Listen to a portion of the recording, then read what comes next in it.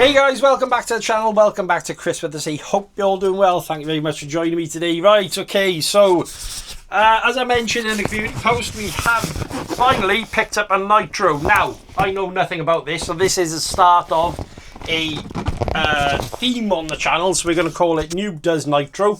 But I've got a secret weapon, his name's Phil. How you doing, Phil? You right? Yeah, good, thanks. Right, so the idea is, yeah, I know nothing. I mean, as you guys know, literally Nitros is completely something new to me. I am kind of clued up with motors-ish. I've had enough cars. But Phil, on the other hand, Phil, how long have you been doing this for, Phil? 25 years. 25 years, so a little bit of experience. Phil and I obviously got to know each other through Pantside, didn't it? Yes. Yeah, so, big shout out to the guys there. But I never actually got a chance to run with Phil because my daughter had a bit of an accident that day. That's another story. But, this is essentially the first time we kind of had a proper chat, really, didn't it? Yeah, other than via text. Now, Phil is should we call him an inventor of something? Can do. You can do. Right. So do you might want have seen the?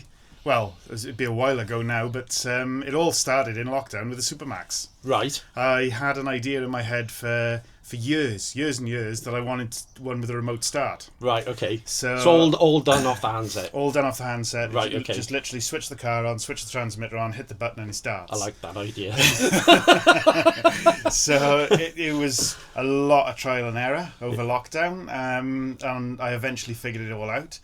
And ended up with what I nicknamed the Supermax, which was a Traxxas T-Max with a Hobao Hyper 8 big block in it, 8-port, and I managed to modify a Traxxas Easy Start with brushless and all sorts, and got it to a point it was perfect. It was the ultimate bash. It was the ultimate Nitro basher as far as I was concerned. Right. Okay. Of course, then you got addicted, don't you? You build another one, and build another one, and build another one. So keep building, yeah. So we'll obviously you can show the guys at home in a minute what that actually is. Yeah. But I mean, as for Nitro, you said so experience-wise. Well, what have you done racing? Never raced properly, but amongst friends. Amongst friends all the time. Yeah, as you do. Red rag to a bull. We all do that. No, never raced Nitro professionally. Been on a couple of professional tracks. Right, okay. Back in the day, some of you older subscribers will remember Max Bashing. Oh, right, okay. Yeah, so we used to go up there. We used to go to, where was that now? Reading way-ish. We used to go to a track up there and had a lot of fun. We also did there's videos of it online, actually. We did the Model Expo in the NEC. Oh, right. We were invited up there. We put on a display. Oh, right. And it ended up, at the time, it was like Nitro boys are crazier than electric boys. I think one of the boys jumped a car and hit the control caravan. So to put this in perspective, guys, my first kind of impression of Phil was standing at the end of the field, like as I do. I normally track in the cars going over the top of my head. And all I heard was obviously his Nitro engine, and next thing you know, the car that I've actually gone ahead and bought, backflipping over a ramp. Now, I didn't even know that was possible at the time. I just looked at someone and went, is that all right? And he went, yeah, that's Phil. So, right, I've picked up this under your kind of guidance, and thank you very much, because I know I've probably done your head in. No, it's all good, all good. I've picked up a Hobao Hyper ST off a gentleman on Facebook. Now, I'm not going to mention his name, obviously, but as you know, I'm very much into my Hobaos anyway. I've done a huge thing on the channel, and you've got 3 of these, you said? I think. 2.5 maybe. Yeah, got a 2.5. Yeah, they're, how would I describe it? It's not high-end, but I can't see you getting a better basher truggy for the money. They're absolutely the best value for money, in my opinion. They're unbreakable. They're all virtually unbreakable. You'll break it, but yeah. Well, I'll definitely break. I'm good at breaking stuff. I've just been fixing this thing by you. To put this in perspective, guys, I've gone and bought a second-hand car from a gentleman on Facebook. Now, I could not even probably buy a motor for it, really, for the price I had it. I mean, it'd be hard pushed. I managed to pick it up for only £130 plus shipping, which is ridiculous money. The gentleman that had the car for, I think he said 2 months. He's currently in the middle of building a 1/5 scale, and it was a case of, right, pick it up. Now, what I'll do quickly is I'll change the camera around in a minute. I'm going to give Phil the microphone, and then he can start explaining, because there's no point us asking me what it is, because I know nothing. But yeah, thanks for coming down today, obviously. And then obviously we'll show them your rotor start and everything and how it works and all that. And fingers crossed, we can kind of get this. Yeah, we'll get this run in today. Wicked. There you go. Right. See you in a second. Right, guys. So as you can see, I've got the Hobao ST on the table. So this is what I bought. I know nothing about this other than the fact that it is a 1/8 scale truggy, obviously fitted with a Nitro engine. There were a few bits and bobs that he's included, and I'll show that in a second. Came with a full set of tyres. I've managed to clean them up a little bit. There was a little bit of nitro fuel that he sent over, but I have got some of that coming today. I'll take it off a second. Obviously that's the body. I'll show you that. Obviously I'll do some close-up shots with the camera in a bit, but that's the body. Seems to be in good nick as well. And the car. So Phil, do you want to quickly explain what's in here? Yeah, so it's what have we got here? It's near enough a standard Hobao ST. The one thing, but this is the RTR version. Yeah. The couple of bits that I can see on it straight away, it's obviously got the mud flaps, or mud guards on the rear arm. This is not a standard engine. Okay. This is an Alpha, which good. Yeah, they're very powerful and very good value for money, actually. Right. Okay. I run a 21 and it's an absolute little screamer. So this 28 is just going to fly. Oh, brilliant. Okay. And what is the cost of something like that? I don't know off the top of my head. If I had a guess, I'd say about 150 quid, which is decent. Decent for a decent nitro engine.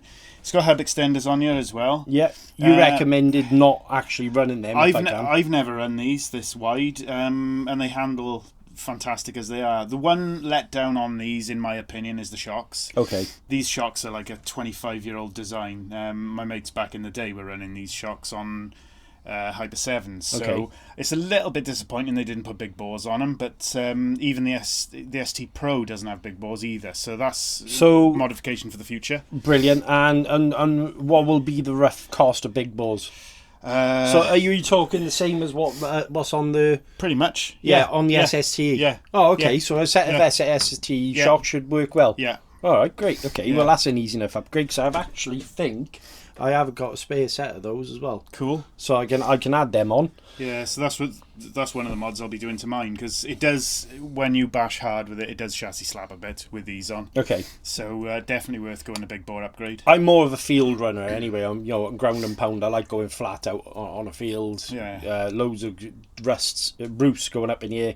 I will sometimes jump, but normally that ends up in a break-in for me. So chassis wise, is what, 60/61, is it? Not something like that. I think the Pro is slightly thick. I think, don't quote me on this, but I think the Pro is slightly thicker and it's more CNC cut. The Pro has aluminium here, carbon fiber tray, aluminium braces. The Pro also has a spider diff in the center, whereas this got a plastic casing. Jobby. So nothing wrong with them. So is it worth me picking up a spider diff? Possibly. Right, yeah. Okay. Yeah, possibly. In the future. So the one thing that kind of got to me was obviously because I'm used to electric. Yeah. So obviously having a second servo set up with the linkages and all that business, is that a bit of an art, or if you follow a certain procedure, people try and alter. It's the same as anything. People try and alter multiple things at once. Right. But if you set it up step by step, it's easy. Right. It's dead easy. What's this button for? Right. So this is another added extra. Normally, you would use your glow stick, such as this. Drop it in. That heats the glow plug, and then start pulling. But on this, this is more suited to a plane, which I use a similar setup because I like them. Yeah, okay. So there's no more messing around trying to find this, making sure it's charged. Just hit the button there, which is fitted there with an LED to show the status of it, and you know that glow plug is lighting. So then you've got more hands free. It's a great little mod, in my opinion. And with obviously running a Nitro, once you're done, let's say you finish bashing and all that jazz, is there any sort of maintenance that you need to do before you put it away for the next run? Yeah, normally an after run procedure. So there's 2 roller bearings inside the engine. Mm-hmm. They're the main. This is the main thing that has corrosion. Nitro, it kind of hygroscopic, and it will attract water or attract moisture, and the bearings will go rusty. Okay. Inside the engine. So the procedure, the full procedure for it, I mean, we've all got our own little ways, but you would take the air filter off, take the plug out, open the throttle wide, and a couple of drops of after-run oil. Right, okay. Then you start ripping with a rag over the top, because the oil will flow through the carb, through the crankcase, and then spit out the top of the cylinder head. Yeah, so then at that point, you know every internal component is coated with a non-corrosive oil. I got you. So it just coats it to get it ready for next time. And so I need to pick some of that up then, really, do I? Ideally. Okay, no worries. Obviously, there's no ESC in this. You essentially got your receiver, which I understand, and obviously there's a battery pack. No, the battery pack, obviously that is there a BEC or anything like that to do with in the car, or no? Generally, I mean, this is, I wire them up slightly different these days, but generally this will feed directly into the receiver and power 2 servos, and that's it. Right. Okay. So I mean, batteries have got better and better and better over the years, but when I was doing this 25 years ago and we were on NiCads, you'd notice your servo goes slower, and then if you were dumb enough, and this was before the days of fail-safes, but we had external fail-safes then. Yeah. So that was another extra you had to buy. Right. And we were all on 27 meg radios. And then the car shot off somewhere. Because you could guarantee when it's going to lose control, it's when it's going away from you, and chances are you're on full throttle. And the radio at the time would do the last command you gave it, which 9 times out of 10 was flat out. The next thing, you see it careering off and going into a tree. So from a perspective of looking at it, I mean, good deal? Absolutely fantastic deal, and I've told you over and over again, if you don't get on with it, I'm having it off. Anything I need to kind of straight away, you'd say, right, Chris, you need to buy one of these, or or is it just a case of get the car running, get used to running a Nitro? A little bit of both. I would definitely suggest a heat gun. Now, they're not the be-all and end-all. People get hung up on it. I did a bit of research. What you mean by that is obviously you need to saturate the head, is it? No, that's 2 different things. So this is your engine heater. Okay. For when it's cold. Right. So it's very much like Formula 1 engines. They're high tolerance engines, so it's nice to get them up to temperature before you even start them. So this is just a heating element. Okay. So you wrap it around the head. So it's got no airflow. Okay. 0 airflow going on, and you'll pop that on, hit the button there, and get the head nice and warm, which also warms up the cylinder. So you want to get it to operating temperature. In a perfect world, get it to operating temperature before you even start it up. So that's helpful for the longevity of the engine. It's colder months, I'd imagine. Yeah. Is the summertime not so much? Some people run them all the time. I mean, at the end of the day, we're not racers. We haven't got. Not everything is massively high end, so we're bashers at the end of the day. Sure. But on a cold day, it's definitely handy, because you'll notice when you get into it now, you'll notice it's really hard to pull over when it's cold, and as it gets hotter, as the engine gets hotter, the pull start to be a lot easier. Ah, okay. So, but obviously that helps. So you'll be, for example, if you came into the shed in the winter time and tried to just rip it. Chances are you'd snap a pull cord. Oh, right, okay, great.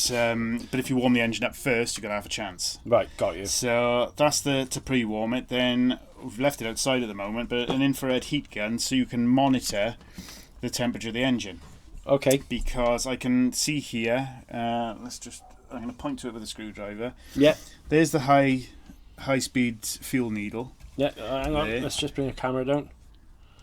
Yeah, got you. Now, generally... the manufacturers make it, like I say, I'm talking massively generally here, but generally, when it's flush when the screw is flush with the tube, it's about right, or that's normally your base setting.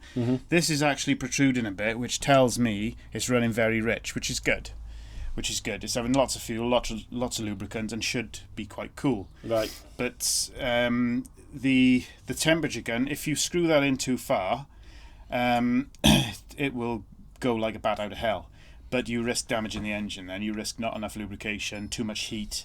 So it's nice to. There's a certain noise it gives off as well. Yeah. Like I've from what I've seen online is what they call it. It's well, if it runs lean, it'll like misfire type thing. But you'll get used to that. It won't take too long. It's just a case of training my ears to listen for those things. Yeah, but in the meantime, before you've learnt all of that. If you have some safe values, which I can give you some safe values, and you just pop a heat gun on it, you know you're relatively safe. I got you. So it aids with the learning. It's like I say, some people, there's no good me saying tune that to 230 degrees Fahrenheit or whatever. It's no point, because when people read that on the forums, you'll be fighting to try and get that perfect temperature, and you'll never do it. Every engine's different, every situation's different. You just want an idea not to go past X value. Simple as that. Anything else to be aware of? A lot of it transfers over from electric. On this straight away, we were having a little look at it before we put the camera on, and I said the mesh was a little bit too tight on the engine. Oh, so you'll be able to adjust that? Yeah, it's very simple. It's pretty much the same as doing a motor. Yeah. You've got the adjuster screws on the slider. Oh, right, yeah, okay. So it's very simple. So we'll adjust that to give a little bit more clearance on the mesh. Maybe I'm overthinking a lot of things. Obviously, essentially, that is where a brushless motor would be. Yeah. So I have had an ST Pro before, but it was brushless converted. And to be honest with you, I didn't really stick with it because I'd already had the SST. Yeah. So the only other difference would be, let's do the comparison of electric and fuel now.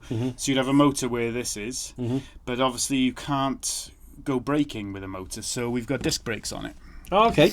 There's a little disc brake on it, and I'll tell you what I'll do, Phil. I'll pause this 2 secs and I'll put the camera and you can show me where you're pointing with stuff. I think that'd be easier for the viewers at home. Yeah, no problem at all. Right, okay, so sorry about that, guys. A little bit of a break while Phil just grabbed some bits and bobs. Right, what was you talking about, Phil? We were on about heat guns, but it was outside at the moment. Yep. So for any newbie, I think this is a good idea.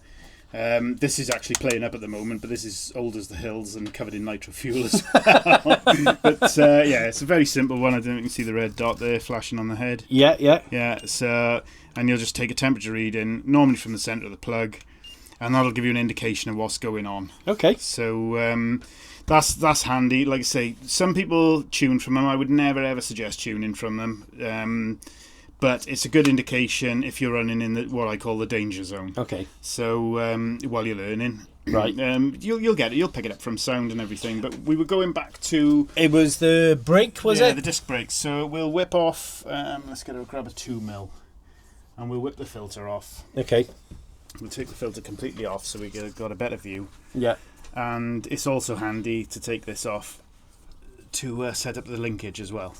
Because every time you move the engine, we're going to upset the linkage. If you do it in order, then because we'll move the engine over, that'll upset the throttle linkage, which will also upset the brake linkage. Yeah, and that's where people run into problems. They say, it's idling too high, and they're winding the idle screw out, and it won't idle down. Well, that'll be because the servo's actually pulling on the throttle. Right, got you. There's another screw here. Do you want me to move everything off a table for you? Would that be easier for you? No, that's fine. Right, okay. I think another screw there. Mine didn't have that bracket. No? No, I quite like that. Oh, that's a good thing then. Yeah. Okay, so now we can see down. Well, we got a bit more of a view. So because there's a central diff in here, we've got separate front and rear brake. Because if you were to have this disc and break the rear prop, you'd only have a brake on the back. The diff would be spinning internally. Yeah. So we've got 2 independent brakes. Yeah. Which we can set up to bias individually. Which is great. Okay. So that takes it's a little bit on preference really, how you like it. So what would you suggest from the off? Same each way? Pretty much as it is, 50-50, and if you decide later on. The other thing we'll do, I don't like the way that's ramping up, because that can jam there. That needs to be very free. Okay. So we'll drop that down a bit, maybe put the linkage underneath, I don't know, but we're definitely going to set up the linkage. Okay. I don't like that. And as for the throttle linkage, what you want there, they've got a little bit, assuming this was neutral position, you've got a little bit of free play there, which is great, because the spring should always shut the throttle off. Okay.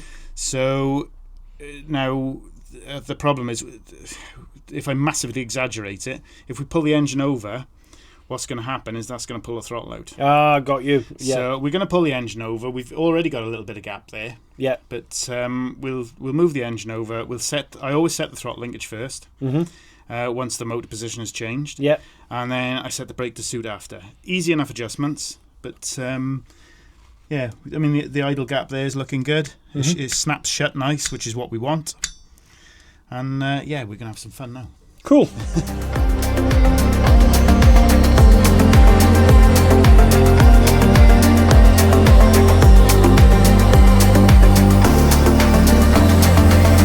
Right, okay, so we've managed to put my own handset with the Radiolink RC8X onto the car, guys, because Phil did say just, if I wanted to, just run the stock handset, but first as last, we may as well put my handset on, because that's what I'm going to be running on.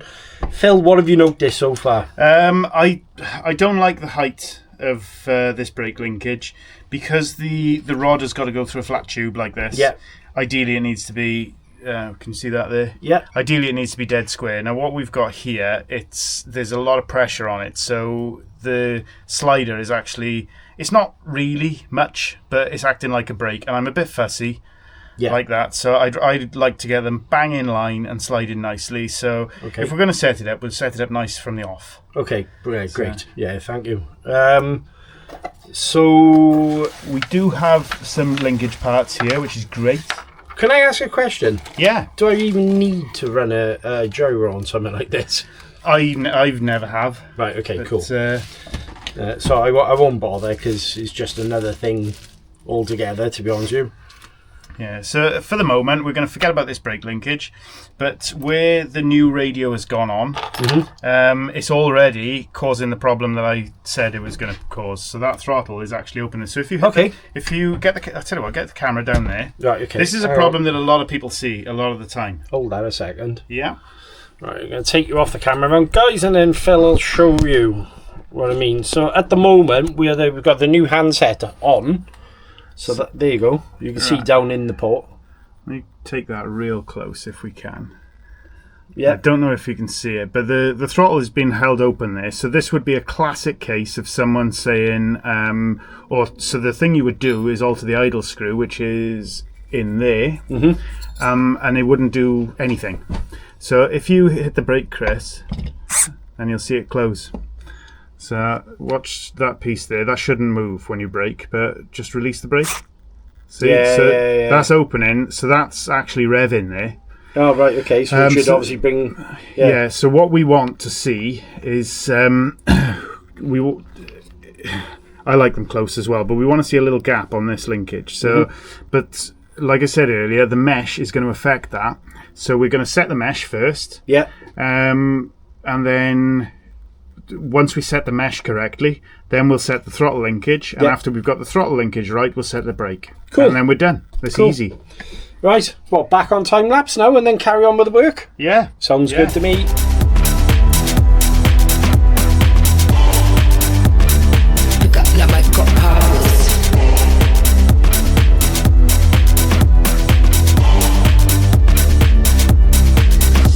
Right, okay, so what Phil just pointed out is basically he tried setting the linkage so it was square where he wanted it, but unfortunately, mechanically, that's as best as you could get it, wouldn't it? Yeah. Now, could that be adjusted with sub trim? Yeah, it can, absolutely, and a lot of people do it that way. I prefer to set up, because I'm a bit old school, and I've been doing it a while. Yeah. Before we had endpoints and stuff, I try and set up mechanically as much as possible before I rely on the electronics. Got you. So right now we've got 0 trim going on. Yeah. On the handset, which is how I like it. So, and we've got a little tiny bit of adjustment left to do. I'm not going to bother with this just yet. Okay.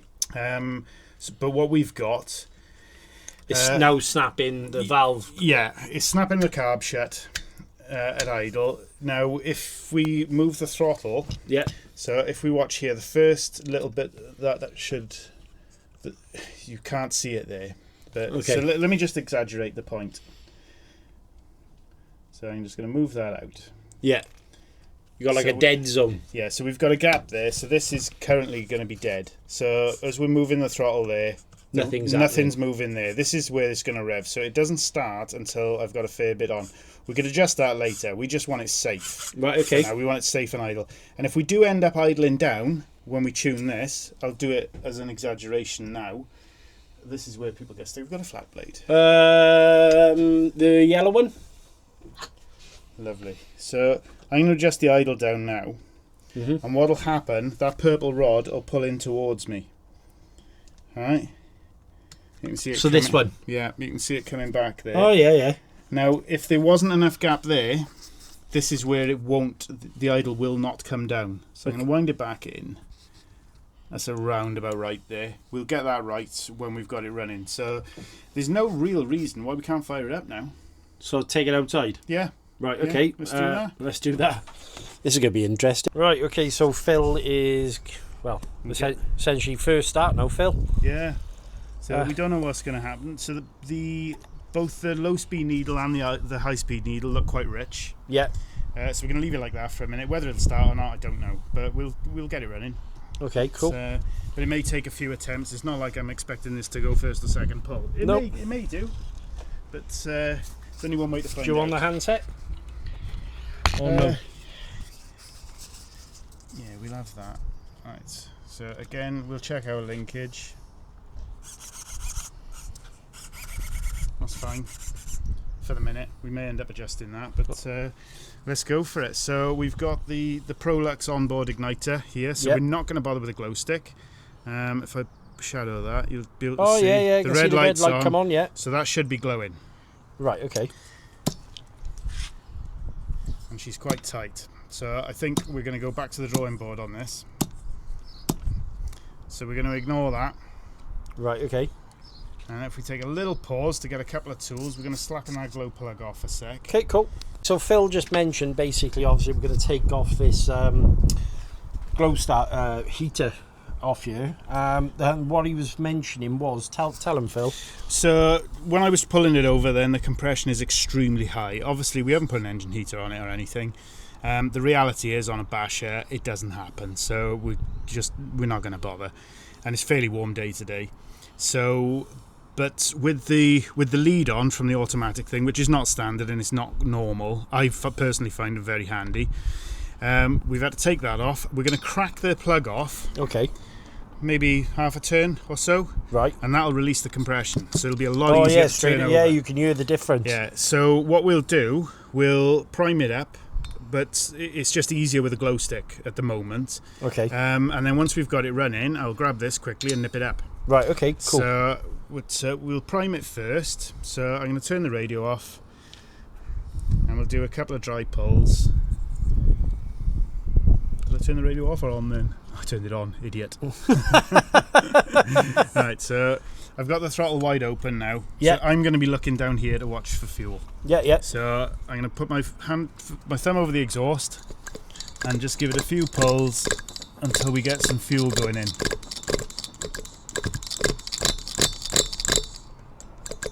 Can't actually see any going in yet. So we may have a blocked line where it's been stored. So I'm going to have a little... There we go. Just a pop in the pressure pipe. What are you doing? Second or pushing? Blowing, right, okay. So that pipe feeds pressure into the top of the tank. That's where the engine gets its fuel pressure from. Right, got you. So it puts pressure into the top of the tank, which forces it up the line. So I just give it a little blow to give it a little just a little drop down there. It just saves pulling forever. We could have done it this way. So if I ever have that situation where I'm not seeing fuel coming through, pop that off, give it a little, and then you'll see the fuel. With the throttle wide open, you'll see a little bit of fuel pop through there. Don't go too much. I mean, there's a chance I could have flooded it. Right, okay. But again, we'll feel that on the pull start if I have flooded it. Okay. So now we're ready to start ripping with heat. So okay, cool.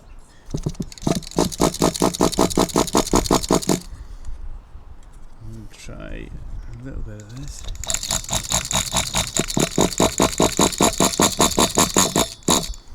So we're starting to hear pops there, so I'm going to tighten it up a little bit.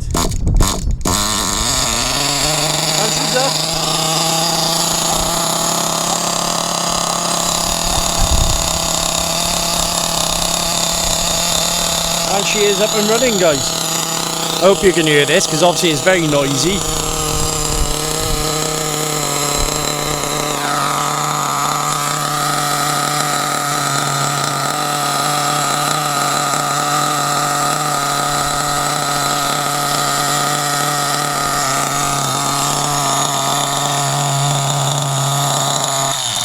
So I've just choked it up by putting my finger over the exhaust to stop it. Good way to stop it then. They can get hot and you can burn your finger, so the other way to do it is pinch the fuel line. But I was struggling to put the air filter back on. I didn't want to run it particularly long without the air filter, so we'll get the air filter back on. And it should, now it's run once, it should fire up quite easily. So that's a good sign, I take it? Yeah, I mean, I would like to think now it'll go first pull. We'll soon see. Right, okay. Still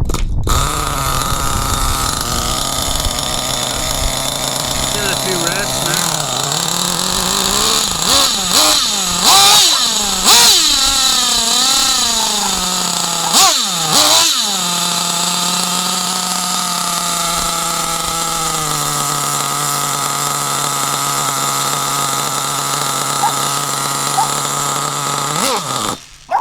So I've gone too lean there. Okay.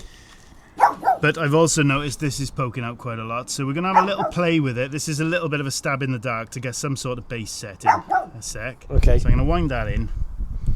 So we've got both the needles flush now. It might run awfully, but we're just trying to establish a base. Okay, cool. Here.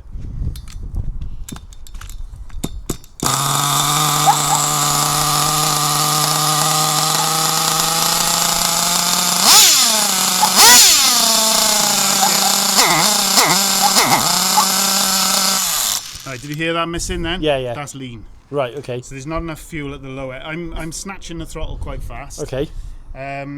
So to get that response back, I need to open up the low speed needle. Right, I'm not worried about that just yet because the engine's not up to temperature properly. Okay. So this is another reason where people go wrong. Right. They'll start playing with that. Whereas even though so the low speed needle's in there. I got you, yeah. High speed needle's there and the idle. At the moment, we're only really interested in the high speed needle, and that was me being fairly abusive on it. Right, okay, so yeah. We'll get it up to temperature. So shall I pause now while you fiddle or just keep it going? I mean, there's plenty of tuning videos out there, so we're probably just going to bore people to death to be honest on tuning it. So we'll establish a bass tune. Yep. But once you've done that, this is probably the hardest part, because once you've done that, then it's just a minor tweak here and there. Right, got you. So we know the fuel you're going to run on, we know the plugs you're going to run on, we know the area you're going to run in. Yeah. So we'll get some sort of base set in, and from there. Am I right in saying altitude has a lot to do as well? Yeah, there's a million things that affect it, but the reality is, once you've got a bass tune, it's fine tuning. Me personally, I very rarely touch the needles. I mean, you'll have a day where it's performing maybe 90% of what it's capable, but I can't be bothered to bring it. I'm having too much fun. We're talking bass tuning and race tuning. They are two different things. Yeah, of course. We'll always run a little bit safer and probably not get the full potential out the engine, but we're also having a lot of fun. Right, I'm going to pause the video, guys. We're going to crack on with this, and then I'll come back to you in a sec. Right, okay, so Phil, what are you doing now? Okay, so we've pretty much set up the throttle linkage. We've still got to do endpoints, but mechanically that's right. I don't like the way the brake is set up, so I'm going to try and adjust that. Well, we've basically got 0 brakes here at the moment. Yeah, so, I definitely want brakes. I'm not very good at it. Now that bit's easy enough to set up, but I don't like the angle of the linkage, so I'm going to see what we can adjust on this now to try and get it as straight as possible. Hopefully there's a spacer under here, we can just take it out. And you're happy with, enough with the sound of the engine when you're ready? Yeah. For a bass tune, that's fantastic. So ideally we want these near enough flat. Okay. So just trying to figure out the best way to do this. Yeah, it might be a little tricky one, but we've got some tricks up our sleeve anyway. Because, I like that. Where did the other linkages go? I think there was one over this side. Is there one under the car? Probably under it. Yeah, yes. both under the car. Grab them. Right, okay. Right, so I think what we're going to do here, I think we're going to take these linkages out altogether. And use these? Yeah, because we can bend these. We can bend these to suit the height. Okay. And then we'll have the springs this side. I like the springs. Some people run without the springs, but I like the springs because they give progressive pressure. Yes. So you've got a lovely brake feel. Yeah. So I like some of that, but I like some of this as well. So we're possibly going to bend those now. We could actually bend them as they are, I suppose. But let's pop these links out. Should I pull the receiver off now? You can for a minute, yeah. Yeah, okay. I've got to be honest, I enjoyed the sound when it was running by there then. There's nothing like it. I'm a petrol head anyway, car-wise. So, I mean, to you, a proper motor is a nice thing rather than... Yeah, there's a huge... A lot of people don't like them, I know. No, I get it that it hurts people's ears and stuff, but there is a bit of a stigma about it online, but there's no need of it, really. Yeah. It's kind of handy for me, I'm deaf in 1 ear. Right, we need 2 decent pairs of pliers, and I think we're going to bend these up. Yeah? If we bend these up to the right height, then we'll be away. Well, we've got a vice, number 1. Oh, perfect. Perfect. Got a vice. Do you need another pair? I've got pipe pliers over here. Let's have a look. Probably be able to do it with a hammer, but... There's some pipe pliers. Perfect. Perfect. So I'm going to bend this so it comes up. I think I have got, when you were mentioning about the hub extenders, Phil, I think I've got a full set of about hexes. Oh, sorted. So, like I say, it may end up being way better, but I definitely don't think they're necessary. I mean, I can understand it's going to give it stability. Yeah. There is that, but it's quite a wide truggy anyway. Yeah, they are pretty. Well, mine has always been really stable. That's always been the least of my concerns. The thing is, though, I suppose from some people's point of view is this is the hobby, isn't it? I mean, a lot of people have got their own opinions of how things should be, and yeah. I mean, I don't essentially run hex extenders on anything myself either. I mean, the only thing I have done it to is the X-Max, and that was for obvious reasons because it is, hashtag X-Max. Yeah. They like to turn over, but the point is again, like yourself, I'd rather not run them and know how the car feels and then adjust the suspension to suit rather than put something false on to compensate for the way the car's driving. I would essentially, especially with... It's more the mechanical stress for me. Yeah. If there's no need of it, there's no point. No, I know. Right, so that one, we're pretty straight there, even though this is bent up. Yeah. We're fine there. Okay. We can alter that linkage again, but absolute worst case scenario, if one slips around, you're going to lose front or rear brakes, but there'll still be plenty of braking power. I very much doubt they'll slip. Yeah. But we'll get this as an initial setup for you. Okay. And get you to fall in love with it, and then you can spend loads of money on it. Oh, this is the way. Honestly, yeah. You should say that. I mean, I started the channel 2 years ago as a day, and it's definitely progressed into a lot more than I've realised. Now, I always swore, I'll never have a Nitro. Nitro's enough for me. And got talking to you, and you get Nitro, you love it. Okay, all right then. Yeah, it's just this initial bit. I mean, the setting up, I suppose, for a lot of people is off-putting. Yeah. It's I got into this in an era where RTR wasn't massive. I mean, my first Nitro was RTR, but you know, generally you have to build these things. Yeah. And you know, did you have radio control cars previous to that? I had them as a kid. I've still got it actually. We're Have gonna you? have to feature that on the channel. Yeah. I restored it over lockdown. Have you? I had a Tamiya Thunder Dragon QD. Oh, nice. And I loved it. Well, over lockdown, I converted it to brushless, and Of course you did. had to be done. Yeah, of course you did. Done. Well, actually, Lockdown's got a lot to answer for with us spending money. my first cars. And then Brilliant. I bought that with pocket money and went back and forth to Cardiff Market and bought it second hand. But yeah, lockdown. Well, this was the thing for me. Lockdown. This is why I got back into the hobby. Race for many moons, and it was a weird time for everyone. They kind of you spent a lot of time, even though you're at home with everyone. You spent a lot of time by yourself as well. Yeah. And trying to keep your mind busy, and you know, as it is, I think everyone started looking at things they used to do.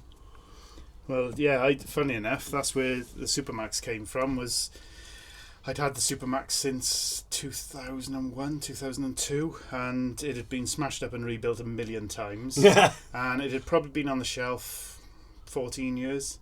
And I thought, you know what, I'm finally going to do this. And I made a chassis for it, and it took a while, but we had a lot of time on our hands, didn't we? Yeah. When you're working 40 hours a week and then suddenly you're working nothing, you get bored real quick. Oh, yeah. Well, the thing is for me, right, was I worked through a lot of lockdown. Some of it, obviously, I was off work, but because of my job, I spent a lot of time not talking to anyone. Yeah. My wife was on opposite shifts to me, and that's why I was kind of right. And the whole mental health thing for me kept my brain ticking. No, absolutely. And that's one of the things I like about this hobby is it doesn't matter what's going on in your life, you can step away for 5 minutes and kind of absorb yourself into something. Next thing is 2 o'clock in the morning. Yeah, and you spend 500 quid online. Yeah, been there, done that. Do you know what I say about this on the channel quite regular is I've got a nasty habit of maybe having a beer and then go shopping. Oh, I never do that. Never do that. Yeah. I'm bad for thinking about and considering high-end parts, and then might have a cider in the night, and next thing is all in the basket. Oh, I'm just going to swap the battery over on the handset while you're doing that. 2 seconds. There you do. Yeah. I is exactly the same as me, to be honest, Phil. I tend to look a few ciders. I'll have a few tonight, and then I'll start looking at things like model sport, wheel spin. Yeah. Wherever I can buy the bits I want to, and yeah. Do you know, I've got a terrible habit of sometimes I'll go to bed and not particularly tired, so can't sleep. Pick up the phone. Next thing, I'm on eBay searching Nova Rossi. Well, always I got to do it because they're few and far between now. Yeah. So I just put in Nova Rossi, and if an engine comes out, I don't need any engines, but when they come up, I'll just buy them. As you do. Yeah. As you do. Just in case Nova Rossi ever go bust. They gone through. Oh, so, they? Yeah, a long time ago. So to find a new engine now, a new Nova Rossi engine is really difficult, and they're my absolute favourite. It's the proverbial rocking horse poo. Yeah. So when they come up, unfortunately they're stupidly expensive, but got to have it to my collection. Well, yeah, like Pokemon, got to collect them all. Yeah. Now I managed to find. I'll have to get it on your channel one day. The 10th buggy that I've just converted. So it's a 10th. It's a team associated T6.4. Right. Okay. But from a company called Ignite RC, they do a Nitro conversion chassis. So they were hard to get. I've seen. Yeah, you have shown me this actually. So, of course, I wanted to do it. They're quite difficult to get the chassis, and I put myself on the mailing list around 6 months ago. And next thing out of the blue, I say 6 months ago, probably a year ago, and then 6 months ago, an email came in. We got them in stock. So I had a quick look at the website, 2 in stock. And I said, I'll do that again. Next thing, randomly, I still had the page open on my phone, refreshed the page, like 2 days later, 1 in stock. Oh, no way I'm having that. So I bought that. Then I wanted the ultimate engine to go in it. Right. So I hunted, and there's quite a few small block Nova RCs out there, but there was a particular one I wanted. I ended up getting the 12 Mito and built it all up, and I haven't actually taken it out for a proper go yet. But the thing is unbelievable. So Nitro porn. Yeah. Right, so we're pretty much here now, so we need to do the endpoint on the throttle. Right, okay. So I'm going to nip that down slightly to give you a little bit better response. Move this back so you can just show people setting the endpoints on the handset at the same time. So this is me, hello. Right, you've had Phil's lovely hands for the past 10 minutes. Right, endpoints. So we've got too much on the throttle at the moment. That's once it gets to the mechanical endpoint of the carburetor, is still pulling, which could essentially damage the carb. So we want to set that one. Right, so endpoint or subtrim? Endpoint. Subtrim's permanent, endpoint? No, definitely go endpoint. Okay. And then we wind. Let's get this on. So which one are we aiming for? Throttle, is it? Tap on that. Yeah. So that is your max mechanically. So we want to bring that down to about 50. So I'll hold it. Come all the way down to nothing. Or 40 odd. Right, stop there. Right, start going up.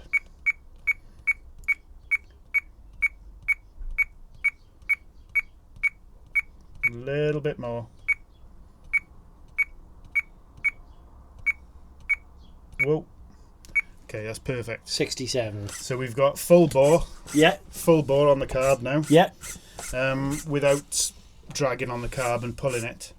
So that's that bit set. Great. Now full brakes, I take it. Yeah. We'll probably end up if we operate the brake now. That's not bad actually. No. That's not bad as is. So we've got nice free spinning. If you operate the brake now, I should be. Okay. Release. Yeah, that's not bad as it is. So 67 on the throttle and 100 on the brake. 100 on the brake, lovely. But you'll notice if you, for the camera, if you operate the brake really slowly, we'll see these springs compress. So just to show everyone. So that gives you a lovely progressive brake feel.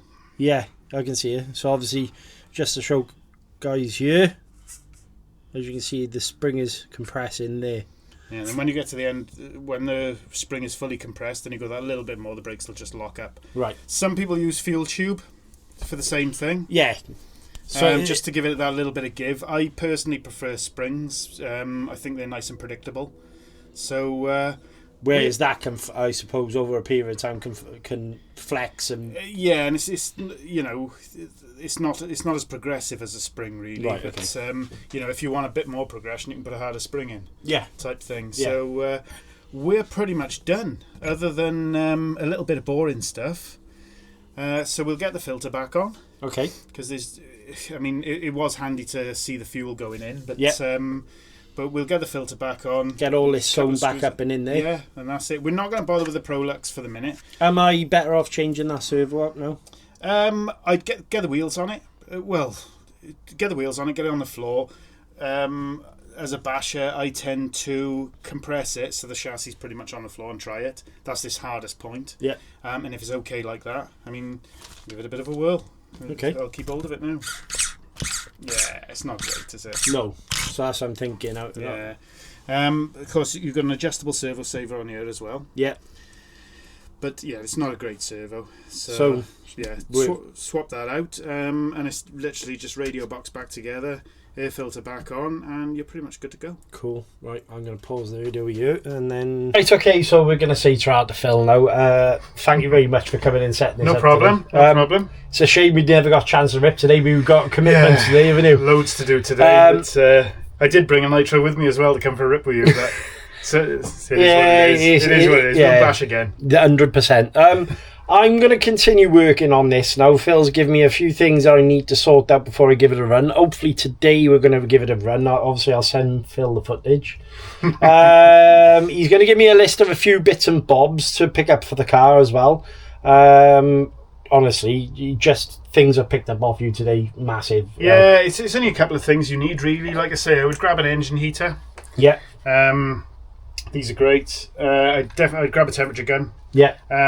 You're pretty covered for your glow starters. Yeah. But I don't use glow starters anymore, to be honest. But when I do, when I'm bench testing, I like these ones. Yeah. Okay. Simply because obviously I'm a mechanic, truck mechanic, so there's always batteries hanging around. And I can just clip this on a 12 volt, and it'll last for months and months and months if I wanted it to. So I just find that a little bit easier. Okay.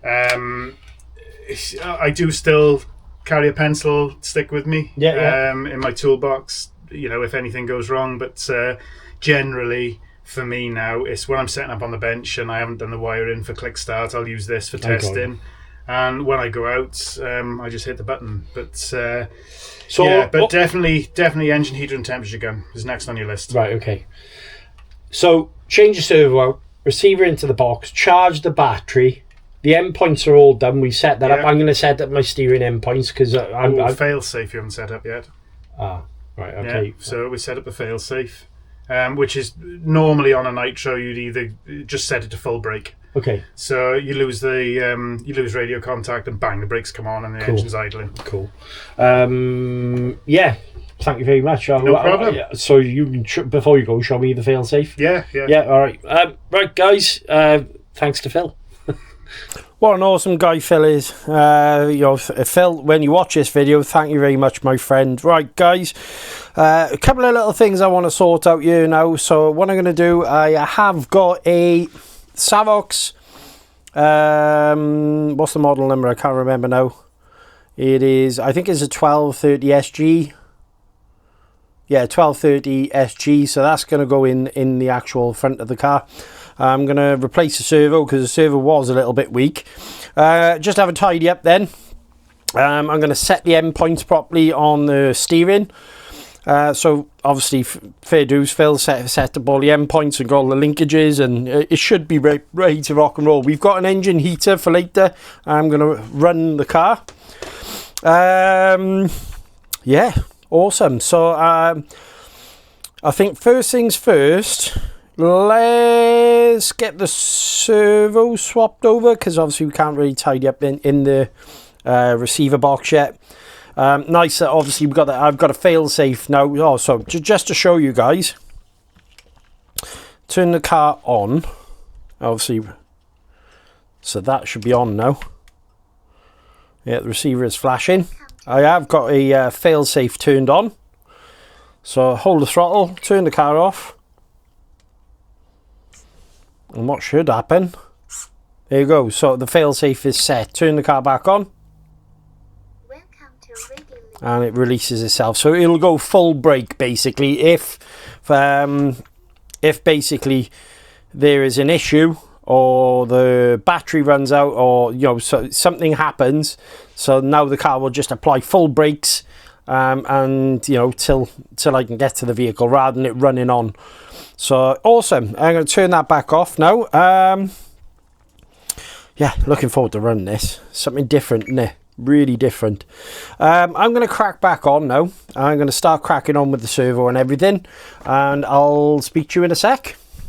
Right, okay, so she is on all four wheels now, guys. I managed to get my receiver in there. It's now bound up to the handset. Lovely.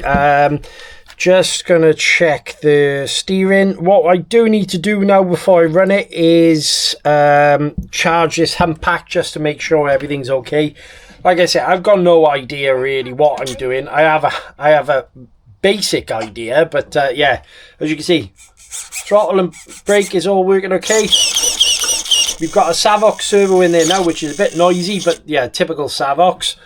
I do need to set the endpoints on the steering and also the sub trim, but she should be ready now. And what I might do a second, guys, is get the camera outside and we might just do a quick start of me starting the car up, obviously for the first time. Yeah, in fact, let's do that. Okay, so I'm just going to start this up for the first time now, guys. Got the handset turned on, got the receiver turned on as well. I'm just going to place you over here a second, in fact, like that. Glow plug igniter. And put that on by there a second.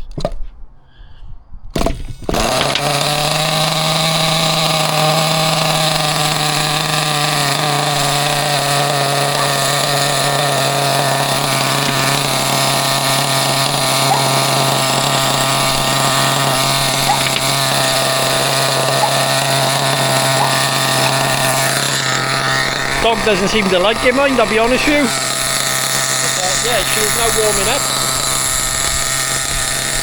So it's obviously nice that it started up first time as well. Quite excited about this actually. We're going to run this around Garth Park later, but yeah, she has fired up first time.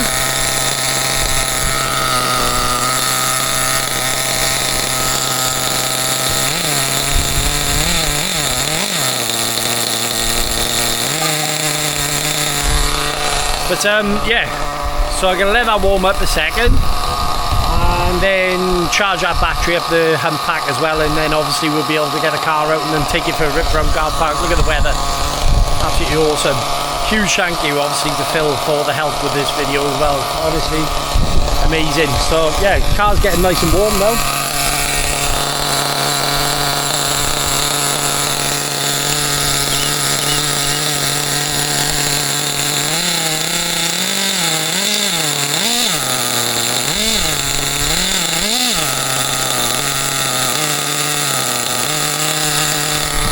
One thing I'm going to have to get used to is obviously no reverse, so there is one thing. So the joy of running around Garth Park, and the idea is there is plenty of wide open space, so if I've got the need to reverse or something like that, obviously I could just go and on the field, I think, just to get used to the way the car feels and handles. But